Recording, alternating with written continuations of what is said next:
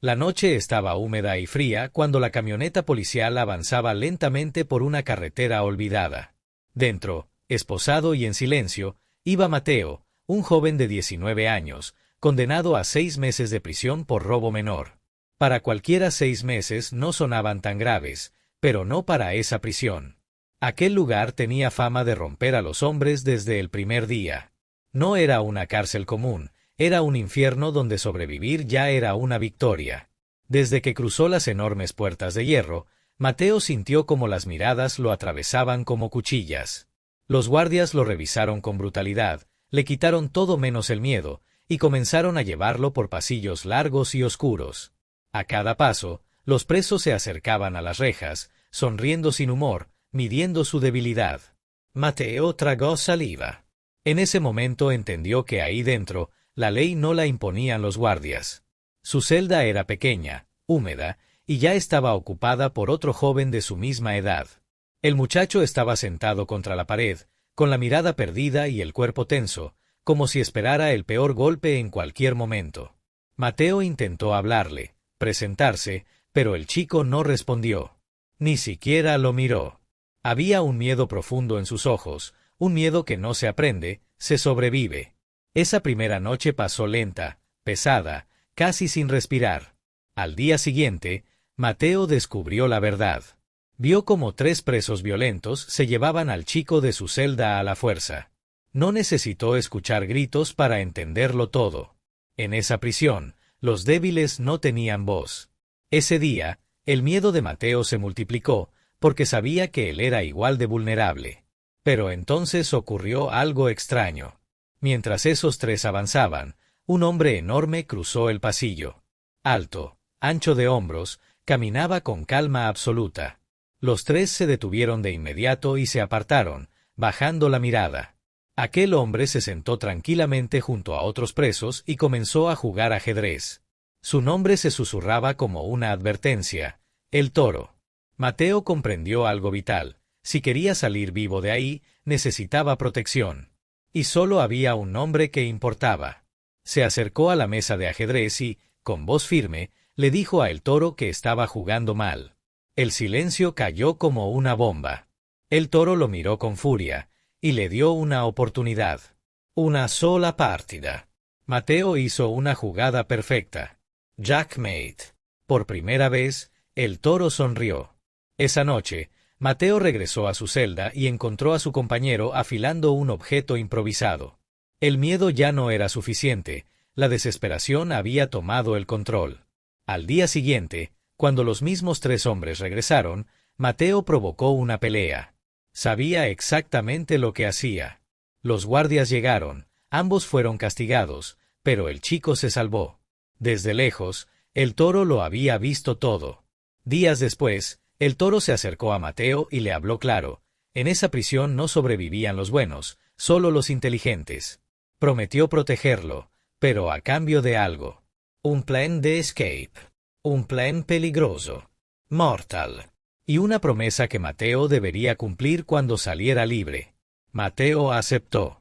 Porque en ese lugar, decir no era una sentencia de muerte. La protección de El Toro no tardó en sentirse. Desde el día en que dejó claro que Mateo estaba bajo su sombra, nadie volvió a tocarlo. Las miradas seguían siendo hostiles, pero ahora había distancia. En esa prisión, el respeto no se pedía, se imponía. Mateo comenzó a entender cómo funcionaba ese mundo. El miedo era moneda, y el Toro era el banco. Sin embargo, la calma duró poco. Una tarde, Mateo vio algo que lo marcó para siempre. Los mismos 3 presos que aterrorizaban el pabellón volvieron a buscar al joven de su antigua celda. Esta vez no hubo pelea ni intervención. Horas después, el chico apareció sin vida. El silencio que siguió fue más aterrador que cualquier grito. Mateo sintió como la rabia y el miedo se mezclaban en su pecho. Supo que, si no fuera por el Toro, él habría terminado igual. Esa noche, Mateo empezó a prepararse en secreto.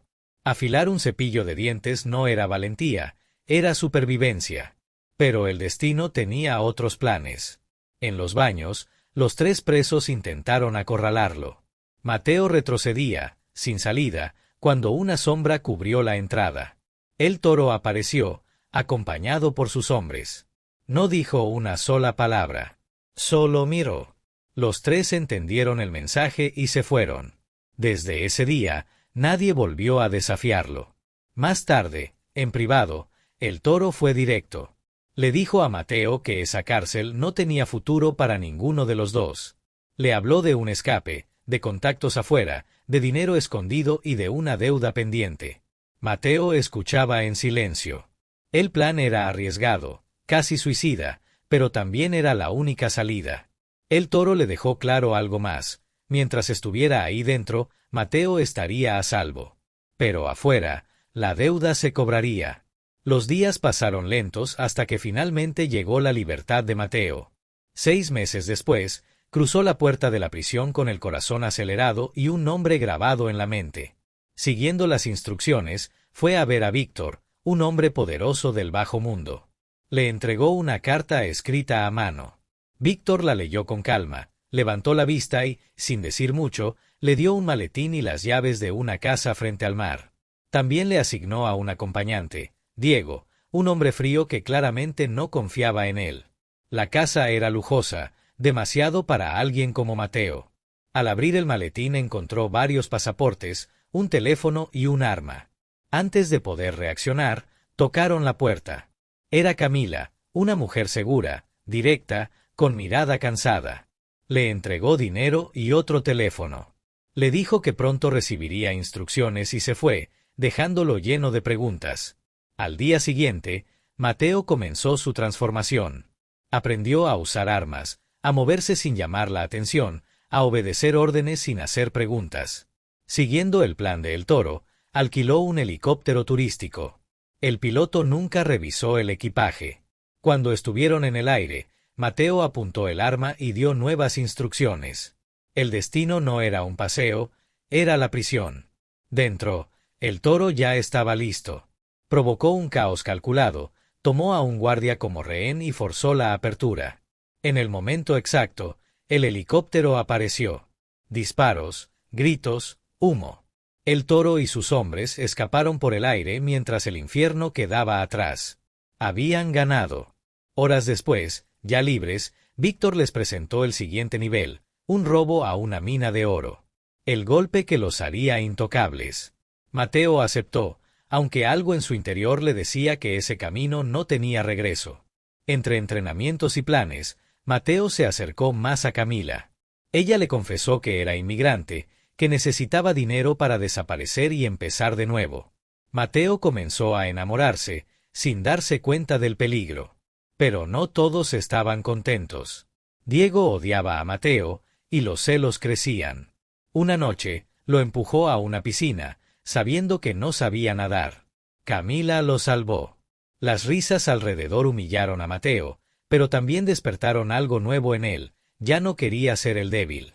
Esa misma noche, Camila lo llevó a cenar. Entre palabras sinceras y miradas largas, Mateo entendió que ya no estaba solo. Pero en el fondo, la sombra de El Toro seguía presente, recordándole que ninguna deuda se olvida. El día del golpe llegó más rápido de lo esperado. Antes del amanecer, El Toro reunió a todos frente a un mapa extendido sobre la mesa. Sus dedos marcaban rutas, tiempos y salidas con precisión militar. Mateo tenía una sola misión: infiltrarse por el sistema de ventilación, desactivar las cámaras y mantener abierto el acceso principal. No habría segundas oportunidades. Un error y todos morirían. Vestidos como guardias de seguridad, entraron sin levantar sospechas. Las identificaciones falsas funcionaron y, en cuestión de minutos, estaban dentro del complejo. Mateo se deslizó por los conductos metálicos, con el corazón golpeándole el pecho. Cortó cables, apagó pantallas y, al saltar al cuarto de control con una máscara puesta, apuntó su arma sin dudar. Cuando la puerta se abrió, El Toro y su gente entraron como una tormenta silenciosa. Reunieron a trabajadores y vigilantes en un solo punto. El Toro habló con calma, prometiendo que nadie saldría herido si cooperaban. Mientras tanto, ordenó a Diego vigilar. Diego sonrió con desprecio y, sin motivo, disparó contra la pierna de un trabajador. El grito rompió el acuerdo. El toro reaccionó de inmediato, golpeándolo con la culata del arma y dejándolo sangrando en el suelo. Ese momento dejó claro quién mandaba, y quién era un problema. El oro fue fundido y empaquetado con rapidez. Pero cuando estaban por salir, las sirenas sonaron. La policía los había rodeado. El pánico se extendió, hasta que el toro dio una última orden: volver a vestirse como trabajadores. Salieron mezclados entre rehenes, y cuando la confusión fue total, comenzaron a disparar. Un auto apareció a toda velocidad. Era el conductor que el toro había reclutado. Subieron y huyeron bajo una lluvia de balas. La persecución fue brutal. El conductor recibió un disparo mortal, pero logró sacarlos del camino principal antes de morir.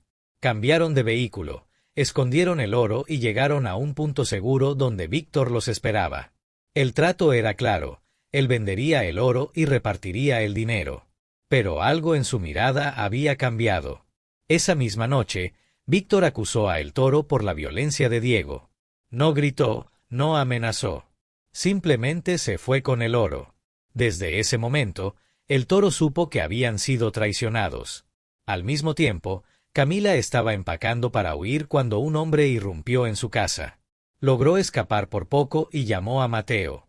Le dijo la verdad: Víctor planeaba eliminarlos a todos y la policía ya iba en camino. Gracias a la advertencia, evitaron la trampa. El Toro llamó a Víctor, pero éste negó conocerlos. El oro ahora era solo suyo. Furioso, El Toro decidió ir por todo. Recordó un antiguo escondite y desenterró un bolso lleno de dinero. El nuevo objetivo estaba claro: Melbourne, donde Víctor cerraría el trato final. En Melbourne, las noticias mostraban los rostros de Mateo y El Toro como los responsables del robo. Curiosamente, Diego no aparecía. Eso confirmó la traición.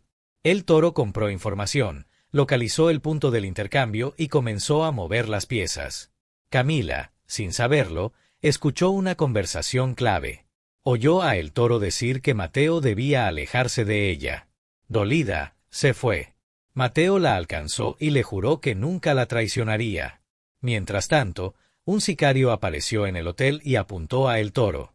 El Toro le ofreció el doble de dinero y le contó el plan. El sicario aceptó. El enfrentamiento final comenzó en el lugar del intercambio. Víctor no apareció, envió a su gente. Hubo disparos, gritos y sangre. Capturaron a Diego con vida. No habló hasta que el frío lo quebró. El oro fue recuperado. El Toro y Mateo fueron a enfrentar a Víctor. Antes de que pudiera reaccionar, El Toro lo mató sin dudar.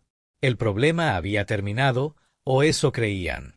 Huyeron en una lancha, con el oro escondido. En medio del agua, El Toro apuntó a Mateo y le ordenó bajar. Ya no lo necesitaba. Mateo sonrió. Le preguntó si había revisado el maletín. Cuando El Toro lo abrió, solo encontró placas de hierro. El oro ya no estaba. Mateo confesó que Camila y él habían cambiado el contenido. Camila llamó y advirtió que si Mateo moría, la policía sabría todo. Furioso, El Toro empujó a Mateo al agua, pero al recordar que no sabía nadar, lo rescató. Mateo le explicó que no lo había traicionado. Le había dejado su parte enterrada, lejos. Luego se fue con Camila. Días después, El Toro fue reconocido por una mujer en una lavandería y entregado a la policía. En prisión, recibió una carta. Mateo le decía dónde estaba enterrado su oro. Dentro había una foto. Camila estaba embarazada. El Toro sonrió por primera vez en mucho tiempo. La historia ha terminado. Si te gustó este relato, suscríbete al canal y apoya con un like.